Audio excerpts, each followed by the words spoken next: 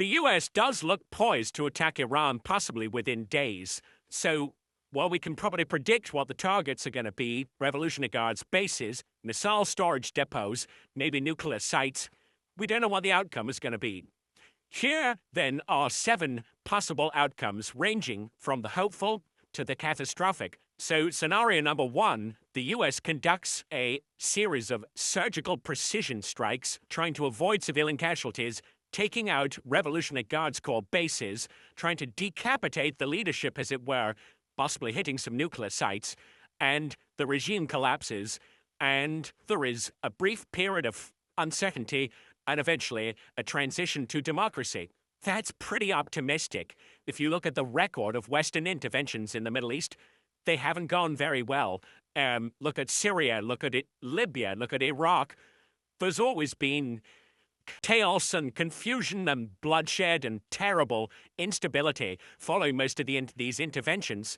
So I think it would be overly optimistic. Now, there is, of course, the figure of Reza Pahlavi, which some people are saying could be the future savior. He would be a transition ruler, a kind of caretaker before they have elections, and Iran eventually rejoins the rest of the world. But as I say, that's optimistic. Scenario number 2 is that the regime survives, but it feels heavily threatened and constrained by the huge U.S. military presence around the region. I mean, just look at this map here. You've got U.S. bases and facilities dotted all around the region, a massive amount of firepower, some of it stationed permanently there, some of it has been brought in the last few days. Now, that could mean that the regime survives, rather like Venezuela.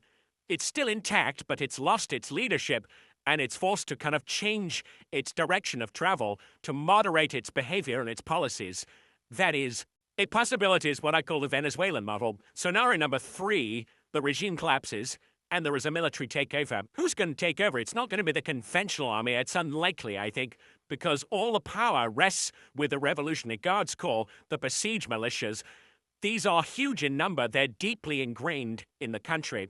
So there could be some kind of a military takeover that wouldn't really solve the problem for the protesters, and probably not for President Trump either, but that is a possibility. Scenario number 4, and these don't have to be mutually exclusive, this could be happening concurrently, is that Iran retaliates to any attack, as it said it's going to do. They've said, we've got our finger on the trigger, and they've got enough missiles left that they could lash out at U.S. bases around the region. They could hit Israel, Jordan, Saudi Arabia, Qatar, UAE. So, for example, in Qatar, you've got Al Udeid Air Base, the coalition Air Ops Center, from which the U.S. runs all its air operations all over the Middle East. They've got the naval base in Bahrain. There's plenty of targets, and even though there's a lot of U.S. and allied air defense in the region, some of those missiles would probably get through. Scenario number 5 is that Iran lays mines, sea mines, in the narrow choke point called the Strait of Hormuz, through which nearly a quarter of the world's liquid natural gas and oil-related products flow every year. So it would have a huge effect, this, on global trade and the economy.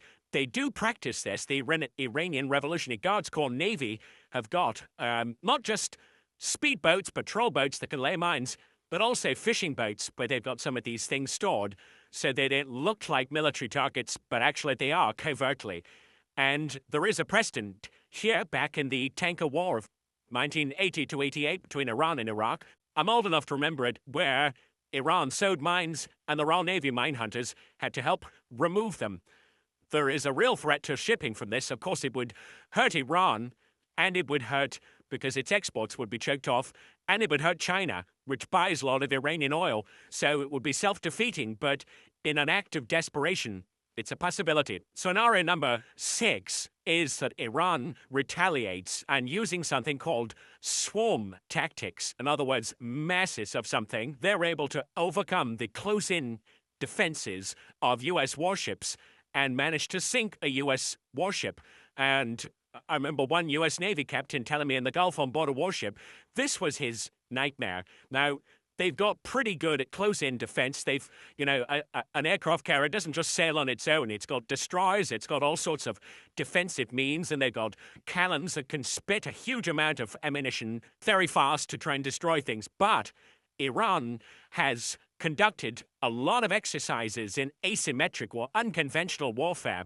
where it's looked at swarm techniques, where they would launch not just dozens, but hundreds of explosive drones, picking on, say, one target or even multiple targets, and at the same time firing a lot of torpedoes to try and confuse and overwhelm the defenses of the U.S. Navy Carrier Strike Group. If they're able to sink a warship, that would be complete humiliation for the United States. Imagine as well if U.S. sailors and Marines were captured and paraded in Iran. I mean, this would be a nightmare, similar to what happened to Jimmy Carter's presidency when he tried to rescue the captured U.S. diplomats who Iran had seized. And there was an abortive mission to rescue them in 1980 that ended in disaster. Scenario number 7, and this is the one that has really got people jittery in the region. The regime collapses, and what follows is chaos with ethnic tensions bubbling up to the surface. The Kurds, the Baluchis, the Azerbaijanis, all looking after their own interests. So fissures that have been really papered over till now by the Islamic Republic starting to emerge, but also people getting their hands on weapons, scores being settled, the whole country descending into absolute murderous chaos and triggering a huge humanitarian and refugee crisis. This is one of the main reasons why countries like Saudi Arabia, Qatar, and UAE are so concerned about this attack, because it's easy to start this attack, but how do you predict the outcome?